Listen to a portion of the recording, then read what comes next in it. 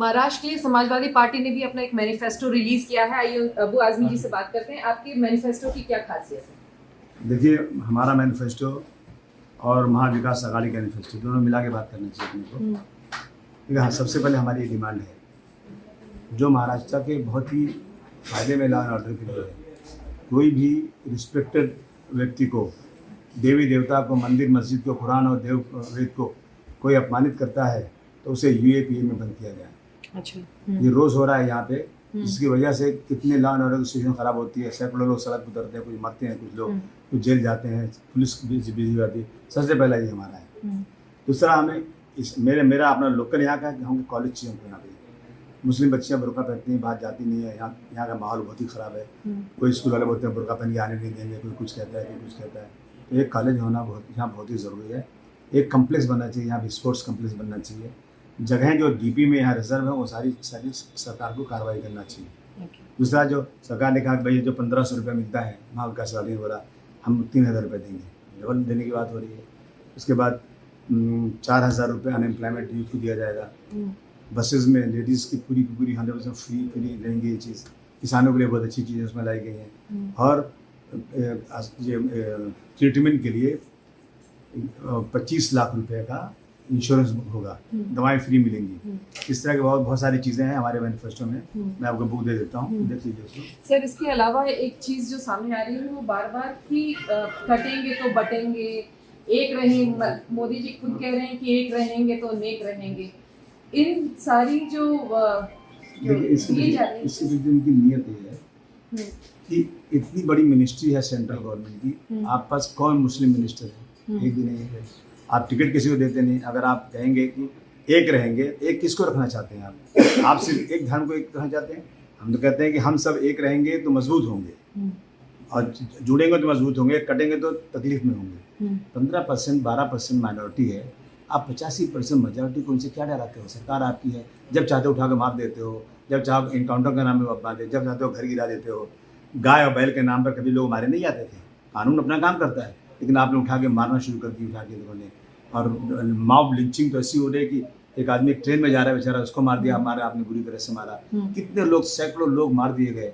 और एनआरसी, आप क्या कहना चाहते हो? जो इस मुल्क में पैदा हुआ है, अगर गांव में पैदा हुआ है, उसके पास कोई सर्टिफिकेट नहीं है, कुछ नहीं रखा उसने, तो आप उसको निकाल देंगे? आप यहाँ का नहीं मानेंगे उसको? आप दुनिया में जहाँ से भी लोग आना चाहते हैं, सिर्फ मुस्लिम नहीं आ सकते हैं, बाकी हर कास्ट के लोग आ सकते हैं। आप क्या क्या क्या बोलना क्या चाहते हो? आपके लोग कहते हैं मंदिर मस्जिद में घुस के मारेंगे, मस्जिद पे लाउड स्पीकर उतार देंगे।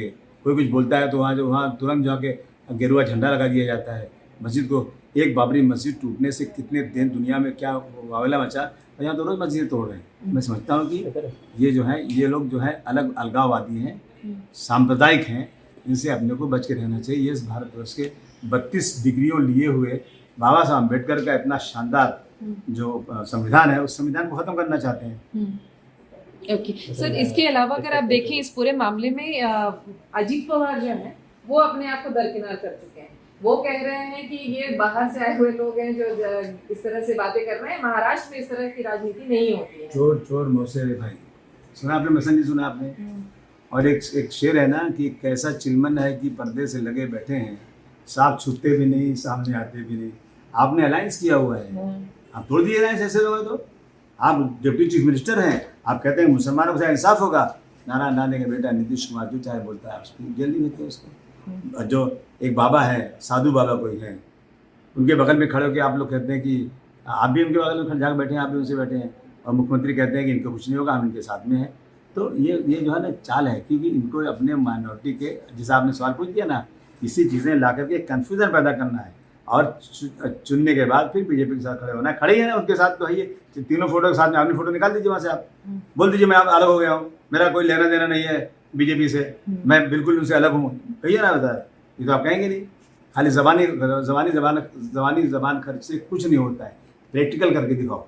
सर, एक चीज़ और जानना चाहूँगी कि ऐसा कहा जा रहा है कि बीजेपी इसको मतलब वोट जिहाद कह रही है। बेसिकली ऐसा हुआ है कि कई सारे मुस्लिम ऑर्गेनाइजेशंस ने लिखा है, लोगों को चिट्ठियां लिखी हैं और कहा है कि एनडीए को वोट दीजिए। फतवा जारी हो रहा है, ऐसा बीजेपी कह रही है। ये वोट जिहाद हो रहा है। तो घर घर आरएसएस की जाकर कह रहे हैं कि वोट दो, जय सियाराम तुमको चाहिए या नारे तकबीर चाहिए जाके बोलने घरों में, और आप जो है खुलेआम भाषण कर रहे हो अलगाववादी का बात कर रहे हैं। देखिए 100% हम उनसे कहेंगे, सब लोगों से, चाहे मुस्लिम हो चाहे किसी धर्म के लोग भी हों, कि जो लोग इस देश में बाबा साहब अम्बेडकर के संविधान में खुलेआम कहते हैं 400 पार हो जाएगा तो संविधान बदल देंगे, और किसने इनकी इज्जत रखा? अरे उसी जहाँ मंदिर बनाया अयोध्या में, वहाँ का राम ने इनको रिजेक्ट कर दिया, क्या बचा इनके पास? ये सिर्फ और सिर्फ बतौलेबाजी बोलते हैं, बाद में कुछ होगा बोले ये तो जुमला था। कौन सा काम पूरा किया है इन लोगों ने? ये सब जो है ना सिर्फ जुमला है। समाजवादी पार्टी अलायंस के साथ में है, महाविकास अलायंस के साथ में, और हम लोग पूरी ताकत से लड़ रहे हैं, और जितना सर्वे आ रहा है वो सब सर्वे बता रहा है कि महाविकास अघाड़ी की सरकार बनी। तो ये थे अबू आज़मी जो बता रहे थे कि इस पूरे इलेक्शन के बाद महाविकास अघाड़ी की जो सरकार है वो जरूर बनने वाली है, इसकी उम्मीद है। कैमरामैन सिद्धेश के साथ विद्या, मुंबई।